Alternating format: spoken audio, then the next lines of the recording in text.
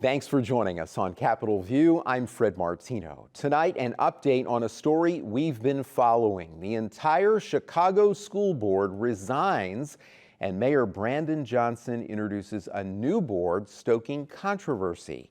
Plus, concern over a technology being used in Illinois that is supposed to fight climate change. That and more this week with Alex Degman from WBEZ and Andrew Adams of Capitol News, Illinois. Alex, up front, the story everyone is talking about in Chicago and in some other parts of the state too, because Chicago schools do require a lot of funding from the state. Chicago Mayor Brandon Johnson has unveiled a new Chicago Board of Education after what's being called a stunning shakeup. Tell us more about this.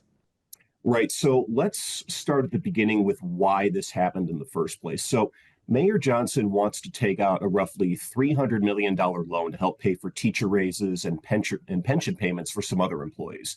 Now, Chicago Public Schools CEO Pedro Martinez doesn't want to do that, and neither did the school board, which was handpicked by Mayor Johnson. Now, what they did do was they passed a nearly $10 billion budget late last week, and it didn't include the pension payment. So there's a budget hole in not only this year's spending plan, but we're also looking at a roughly $1 billion shortfall in 2025. Then the board resigned, as you mentioned. So Johnson just within the last few days has appointed 6 new people, not the full 7 that resigned, but 6 people. They're still getting vetted by the mayor's office right now. You've got a community activist, you've got people who are in politics already, retired teachers, political organizers, and people like that. Now, Mayor Johnson, I don't think has ever said this specifically, but it's pretty well understood that he wants Martinez to go because Martinez doesn't want to take out that high interest loan. But now that the entire board quit and he's appointing 6 new people, they're still being vetted as of this taping. As I mentioned, there's still talk that this was a power move so that Johnson can get what he wants before voters actually select half the board this upcoming election. So the question now is, what do they do? So state electeds from Chicago, the city, are either wary of giving Chicago Public Schools any more money because they don't like Johnson's leadership and they think that he's doing more harm than good. But others tell me that they're going to try to do what's best for the city despite how they feel about what the mayor's doing. And I'm not really sure how this is going to play out yet, but my guess is that we're going to see state lawmakers let Johnson stew just a little bit on this before the election, to be honest. I mean, because that's what they're focused on right now. The veto session is not until after the election. And right now, there still does not really seem to be a whole lot of appetite to do any supplemental appropriations or to address this during the veto session. Yeah, it'll be fascinating to see, and certainly a lot of controversy about this, in addition to a lot of journalism you can read about what's happening. Folks can also find a scathing editorial that was issued by the Chicago Tribune. So there's one thing for sure, right, Alex? We haven't heard the last of this. Oh, we'll be hearing about this for quite some time, Fred. That's true. Absolutely. Andrew, another thing we've been hearing about for quite some time in Illinois and some other places too, this technology, very fascinating, called carbon injection. The idea that you can put carbon into the ground so that it doesn't pollute the air. It's a technology designed to fight climate change, but there have been challenges in Illinois. You reported ADM stopped carbon injection recently as its Decatur facility remains under federal scrutiny. Great reporting on this. Tell us about it, Andrew. So the facility in Decatur run by ADM is the first of its kind and largest of its kind for these carbon injection, carbon sequestration projects. ADM and advocates for this kind of technology will say that it's really important to decarbonize, to reduce the pollution emissions for really hard to otherwise handle industries like soy processing, which is what ADM does. But earlier this year, ADM found that in their deep underground storage, in that underground geology where this carbon dioxide is stored, some of the liquid CO2 had moved from one of its containment zones out into other parts of the geology. Now, we shouldn't be imagining some underground tank here, but this is essentially a leak. And that is, according to the US EPA, the Environmental Protection Agency, a violation of their permit, of the Safe Drinking Water Act, and of some other EPA regulations to let this kind of leak happen.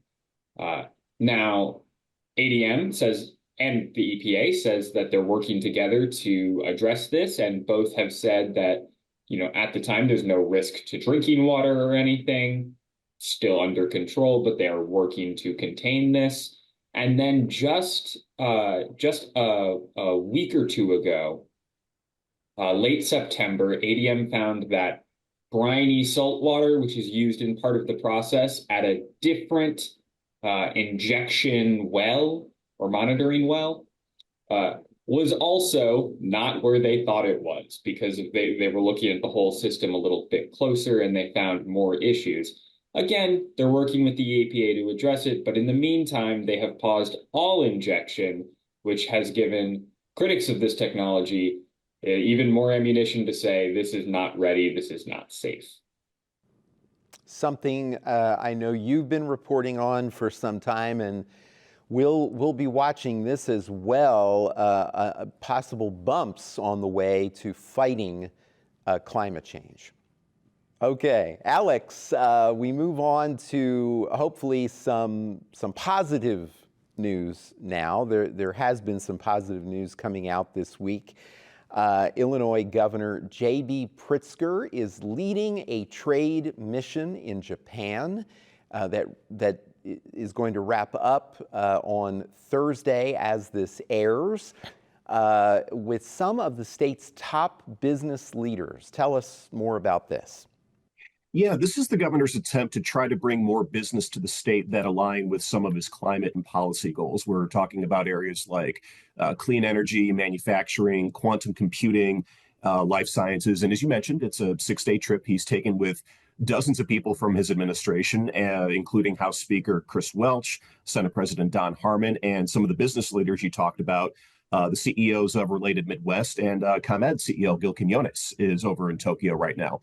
Now, the governor he's done this a little bit. He's gone to Switzerland, Canada. He's gone to Great Britain over the last couple of years to not only tout the state's climate goals, but also that he thinks Illinois is a pretty good state to do business. Now, the first day that he was there, he announced a deal with the medical diagnostic company Sysmex America.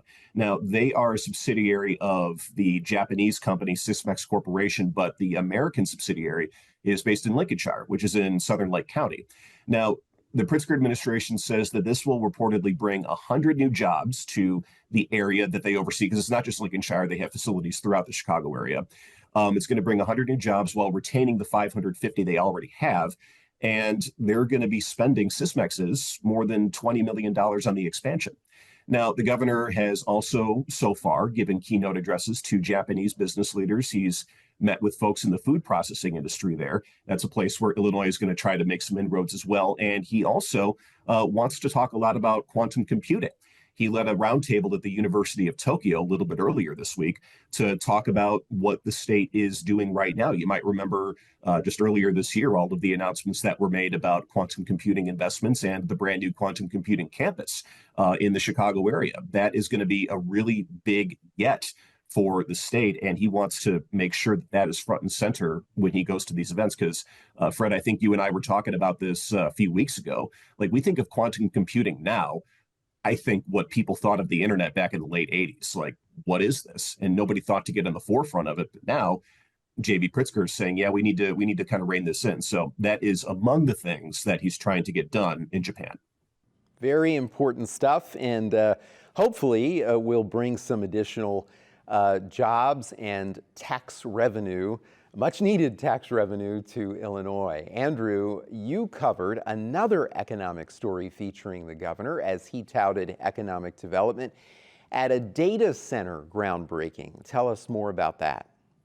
Yeah, the development of data centers, particularly in northern Illinois, has really exploded in the past few years.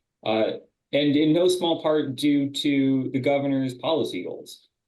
His administration, his Department of Commerce and Economic Opportunity, the kind of economic development folks within state government have really been pushing to attract data centers. And these are, monumental, large facilities, think warehouse size and larger, that store, that house, computer servers, computer equipment that is either used by one company, like Facebook has a data center under development, Microsoft has several in Northern Illinois, or rented out to various companies. And they can bring a lot of attention. They're really big developments. And as kind of the digital economy continues to grow, that digital space has to have some kind of physical location to maintain its base infrastructure. And Governor Pritzker wants Northern Illinois to be one of the hubs for this kind of development. Now, it's worth noting that data centers, because they're full of computer servers that could be accessed at any time, are always on. So after a couple years of ramping up, they use a lot of electricity, which has been part of the fight over increasing electricity prices in Northern Illinois. Yeah, and of course, as you know, there are some critics who say that this type of economic development project doesn't attract as many jobs as some others do. But then there are proponents who say, related to the whole question of electricity, that many of these tech companies want to create data centers where they're completely powered by renewable energy. So it gives the opportunity to build more infrastructure for renewable energy. Yeah, and on that subject, I will note that these data center projects, they bring a couple hundred construction jobs, mostly union type jobs, while they're being built out. And then the state government says that each of them brings about 20, maybe 30 permanent jobs. So that's the kind of scale we're talking about. But these would otherwise, these are, multi-million, hundreds of millions of sometimes of development. So that kind of mismatch can be part of what I think people are concerned about. But the nuclear energy and renewable energy in Illinois is very attractive to companies, just like you said. Very interesting. We will watch it carefully. Well, we move now from the economy to criminal justice. Alex, Illinois State Police investigating another Sangamon County officer-involved death. What is the latest on this? Yeah, this has been a particularly bad summer and early fall, for that matter, for Springfield area police agencies. Now, the latest case that we're talking about here is a pursuit that started in Springfield on September 21st. Police, Sangamon County Sheriff's deputies, responded to a burglar alarm at a motorcycle dealership, Hall's Harley-Davidson, in Springfield around midnight. They didn't find anybody there. They were responding to a burglar alarm, but a witness on the scene told them that they saw a white pickup in the area. So a couple hours later, deputies are patrolling and they spot a white pickup with a motorcycle in the open bed of the truck. So obviously they start initiating a pursuit, and the person did not slow down. The pursuit continued, and the press release from the Sangamon County Sheriff's Office says that the suspects were throwing things out the window, like tools and tire irons and things like that. So while that was happening, the deputies chased them south on 55 into Madison County, which is just north of St. Louis. And that's where they lost the truck. They lost the truck. They were following the taillights for a little while. And as they were doing that, they came upon somebody lying at the edge of the road. So they stopped the pursuit and they tried to render aid. And the man was airlifted to St. Louis University Hospital, where he died 4 days later. And that's where we found out about this. The news media did, because the Sangamon County Sheriff's Department didn't tell anybody about this for almost a week after the event. And we found out that the man who died was 43-year-old Curtis Shane Davenport of Kansas. And he had just been released from federal prison, I think it was in May, this past May, after serving a number of years for a gun charge. And the driver of the vehicle, I should mention, he wasn't the only one in the truck. The driver is still at large. They don't know where he is. And the two deputies that were involved in this chase, they're on administrative leave while the state police, as you mentioned, pick up the investigation on the pursuits. Sangamon County is still investigating the burglary.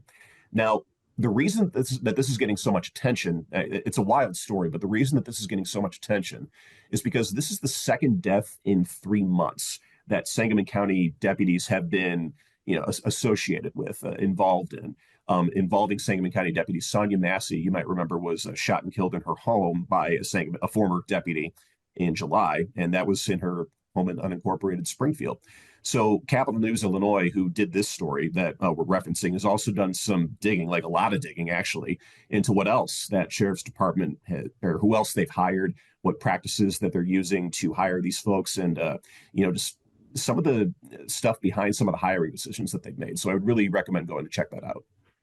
Yeah, and last week we did really get into a little more detail on one of the investigations, which revealed that another deputy had been hired after having a DUI arrest. So this is certainly something that we will continue to watch. And Alex, we also have heard more and more about not just hiring, but questions about how our police officers, law enforcement, trained to deal with various issues, including mental health. And is that training adequate? Well, and that's been a question for many years now. Do we need to go into how these police officers are trained? Do we need to do more cultural competency and things like that? And that is part of what the newly formed Massey Commission in Sangamon County hopes to achieve. The commission members were just seated. A couple of Sonia Massey's family members are actually sitting on the commission, which is good news because they're going to dig into things like that. What do police need to do, if anything, to interact more with the community in ways that are, better suited to the community they serve? Do they need to be trained better? Things like that. So a lot of community members have expressed their opinions on this, and they're hoping that there is some change that comes from this, because we've seen these panels before, and they're concerned that this is just going to be, so to speak, another report that sits on a shelf and gathers dust. We will be watching, and we should mention, because this is a developing story, this latest one, we are taping this on Wednesday, just in case there are additional developments before airtime. Andrew, we conclude with another story related to criminal justice. Capital News Illinois published an investigation by a partner this week. It is about the controversy involving a private prison operator in the state. What did they find? Yeah, this is a story from, our friends at Bolts, a magazine that covers voting issues and criminal justice. And they took a look at Wexford Health Services. Now, that's the private company that contracts for healthcare services, medical treatments, that kind of thing, in state prisons. And they just renewed their contract for a new term, and that contract's worth about $4 billion.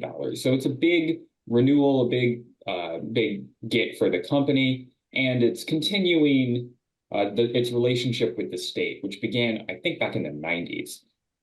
And what this story found was that Wexford has faced kind of a long history of criticisms, complaints, investigations about the quality of its care. Now, this can include things like neglecting medical treatments for certain prisoners, just kind of shoddy or low quality service. And even now, important to say, Wexford was not involved in this, but a Wexford lobbyist was caught up in a bribery scandal as well. So it's had this history of kind of problematic behavior, and despite that, and despite having a different choice, the Department of Corrections went ahead and renewed the contract to keep Wexford employed by the state. Now, there's kind of a larger story here as well, and that is that it's not just Wexford, right? Wexford has issues, and that's well documented, but prison reform advocates, prisoners, activists will tell you that all prison healthcare companies face similar criticism at some point. All prison healthcare companies will have their share of bad days. It's more a question of the privatization of this kind of service. These services could be offered by the state, have been offered by the state in the past. And academic research has found that these private healthcare companies in prison settings, they have lower outcomes. People have worse health than when states or other government entities are in control of those healthcare services. So are there folks then calling for the public operation of the health services? Because I mean, in addition to the health outcomes, we've seen in other states very, very large lawsuits which states have had to settle because of inadequate health care in prison. Yeah, there are definitely folks calling for kind of an end to this privatization practice for prison health care. Recently this story that we published led with the story of a death in custody because someone was trying to get health care during a medical episode and they didn't get it, or they didn't get it in time. And that kind of situation, now not necessarily that one in specific, but that kind of situation can certainly lead to lawsuits. It can certainly lead to big problems, both kind of perceived political issues of having this situation on the state's hands, and also big financial issues.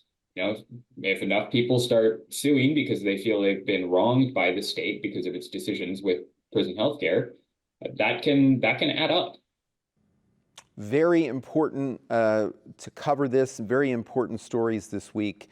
Alex and Andrew, we are out of time. Thank you both for being with us. Thank you. Absolutely, my pleasure.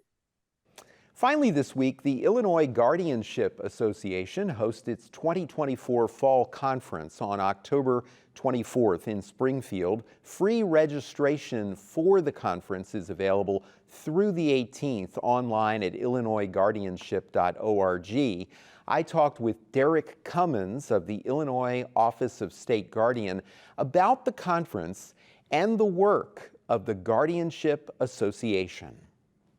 It does a lot of work with legislation and education of families and guardians of all sorts, be it public or private, or the state guardians, or even just families. It does a lot of education for attorneys and stuff. It does a lot of things. I'm a very small part of that, just co-chairing the education part of it. But we do have 2 conferences every year. Attendance is growing at those conferences since COVID. And we do a spring conference in Chicago, and the fall conference, which is what we're talking about today, is in Springfield, so that the folks from upper state and the lower part of the state can make it to a conference. This conference is October 24th. It's at the Illinois Education Association building there in Springfield. It's from 8 to 4. It's a great venue to have it, free parking, lots of restaurants close by, and a great conference room. We're very lucky to have those. So Derek, give us an idea. Guardianship is in the news a lot, a very big issue, not just in Illinois, all around the country. Give us an idea who should attend this conference. So it's really open to anyone that has an interest in this. As I mentioned, a lot of guardians come, a lot of the state guardians come that work for the Office of State Guardianship, a lot of public guardians that work for counties, and family guardians, private guardians, just anyone that's interested in the well-being of the disabled, the developmentally disabled, the mentally ill, excuse me, the aged disabled, anybody that wants to be looking out for those folks. And then attorneys come so that they learn the latest legislation. Social workers, private providers that are servicing our folks, they attend so they can learn. And we try to pick topics that are interest to all those folks and that are relevant. We don't just want to take up time and do CEUs. We want to give something that they can take back to their day-to-day jobs. That was Derek Cummins of the Illinois Office of State Guardian. Once again, the Illinois Guardianship Association hosts its 2024 Fall Conference on October 24th in Springfield. Free registration for the conference available through the 18th online at illinoisguardianship.org. That's Capitol View for this week. For everyone at WSIU, I'm Fred Martino. Have a great week.